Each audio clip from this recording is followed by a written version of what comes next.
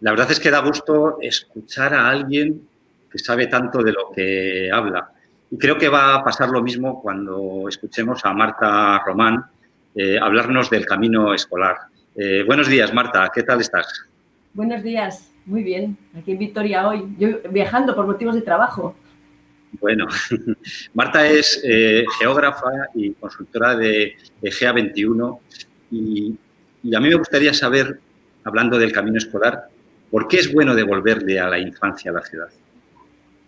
Es bueno devolverle la infancia a la ciudad porque realmente ahora mismo tenemos niños que estaban ya preconfinados y muchos de los problemas que afectan a la infancia, como por ejemplo problemas de salud como la obesidad, el sedentarismo, la falta de relaciones, la soledad, el aislamiento, también incluso temas como la hiperactividad, tienen mucho que ver con la falta de espacio físico. Muchas de las cosas que antes hacíamos de forma libre, como eso, como ir a la escuela, encontrarnos con los amigos, hacer recados, pues ahora mismo lo tenemos vedado a los niños y niñas que pueblan nuestras ciudades y por lo tanto es un tema esencial para como justicia social, yo diría. ¿Y cuándo pasó esto? ¿Por qué? ¿Cuándo los niños perdieron el espacio público? ¿Qué es lo que ocurrió?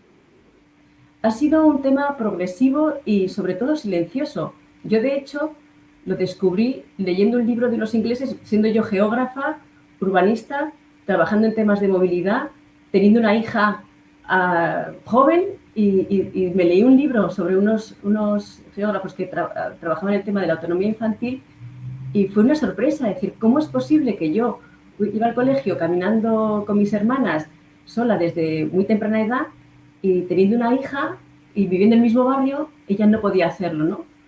Es verdad que ha sido un proceso muy silencioso que tiene mucho que ver con los cambios físicos, es decir, con el predominio del vehículo privado en las ciudades y también con un profundo cambio social en la manera de concebir a la infancia y en la manera de entender las relaciones sociales, ¿no? Es un poco un modelo de privatización de la vida. Quiero que me hables de un concepto que, porque esto no ha ocurrido en todos los países igual, hay otras culturas que sí que han conservado estas prácticas de autonomía de los críos, a pesar de estar también las ciudades llenas de automóviles o el urbanismo diseñado para ellos. Háblame de este asunto que ocurre en Japón, de los primeros recados, cómo allí a los niños, de alguna manera, comunitariamente les protegen para que desde muy pequeños puedan tener autonomía en la ciudad. Efectivamente, hay culturas que han mantenido ese valor de la autonomía. También, por ejemplo, en Finlandia, es un lugar que hace frío, mucha época del año es de noche. Es decir, que hay unas condiciones, podríamos decir, a priori, mucho peores que en un espacio mediterráneo, en unas ciudades medias aquí en España, ¿no? Pero lo cierto es eso, que de alguna manera se ha mantenido una idea de todos cuidamos. Es decir, la comunidad, por el simple hecho de ser ciudadana, te responsabilizas de lo que allí pasa.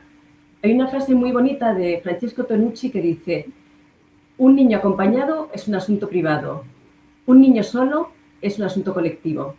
De alguna manera, hemos contribuido a esa fragmentación y a esa privatización social teniendo a los niños a buen recaudo. Y ahora que tenemos las ciudades diseñadas como están y las costumbres también como las tenemos, ¿qué podemos hacer para revertir esta situación? Los proyectos de camino escolar son como una buena excusa para transformar la ciudad y de alguna manera se apoyan en una comunidad educativa donde están las familias, donde está por supuesto la infancia, donde hay profesorado, donde hay también está el ayuntamiento involucrado y por lo tanto se plantea, vamos a cambiar las reglas de juego. Hasta ahora era, pues eso, cada uno llevábamos a nuestro niño bien cogido de la mano o en coche, preocupados, ¿no? Con la sensación de inseguridad. Vamos a jugar a que la infancia puede moverse libre y moverse sola. Vamos a crear condiciones físicas, pero también condiciones sociales. Considerar que la autonomía infantil no es negligencia, sino que es un acto de amor y un acto de confianza. Y que niños y niñas merecen ese gesto, ¿no? Y merecen esa confianza. Por lo tanto, por lo que dices, es un trabajo que no solo afecta a cómo se diseña la ciudad, sino a cómo se forma tanto a los críos como también a los padres, porque tiene que ver mucho con las costumbres. Yo he leído alguna vez algún texto tuyo en el que analizabas cómo a los hijos hoy se les considera un bien escaso y efectivamente, como has dicho al principio, se les tiene como una propiedad privada y eso les limita mucho la autonomía. También eso tiene una cierta relación psicológica de atadura, ¿no? Y eso puede repercutir en el futuro de esos críos, ¿no? Les puede dificultar gestionar la autonomía cuando la tengan. Sí, estamos viendo en muchos campos cómo se ha perdido autonomía y profesores de universidad que te cuentan que los padres van a pedir la nota e incluso, por ejemplo, que en algunos talleres que enseñan a búsqueda de empleo les dicen a los jóvenes que no vayan acompañados de sus madres en la primera entrevista de trabajo, ¿no?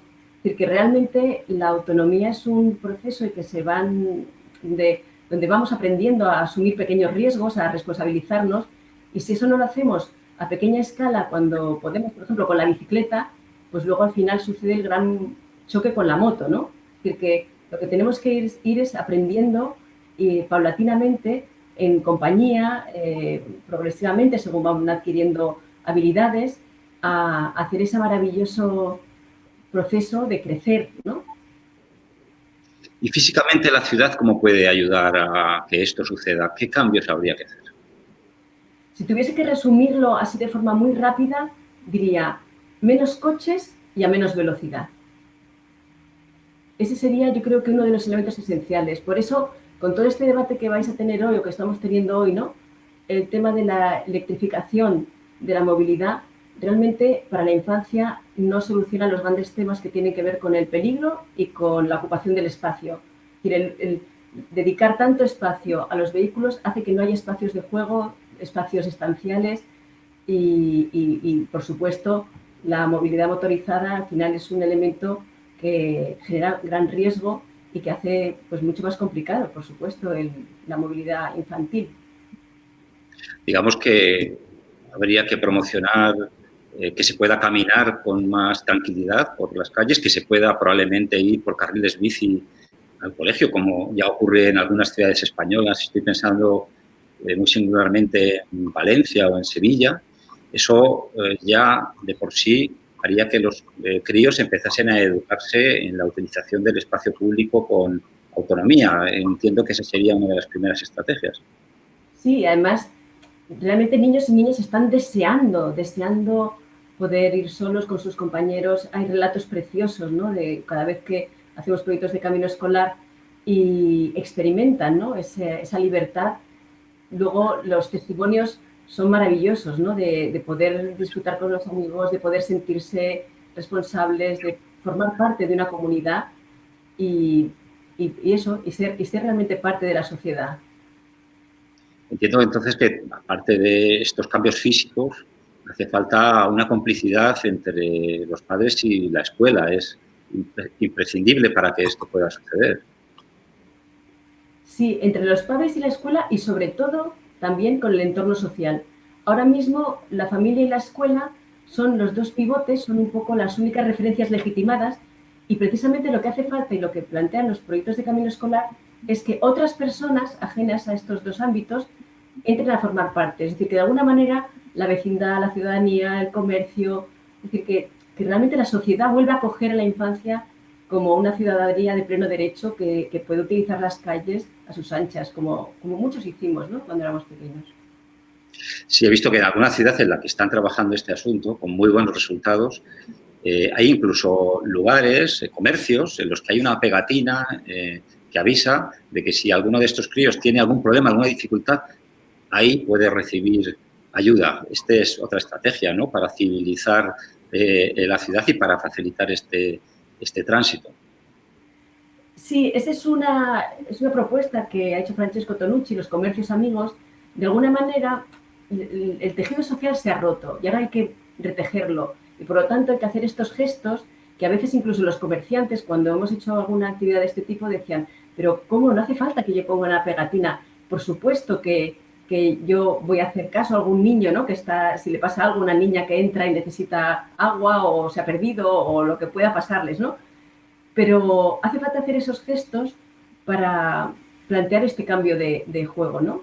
Para permitir que la infancia de nuevo vuelva a ocupar las calles y es retejiendo el tejido social.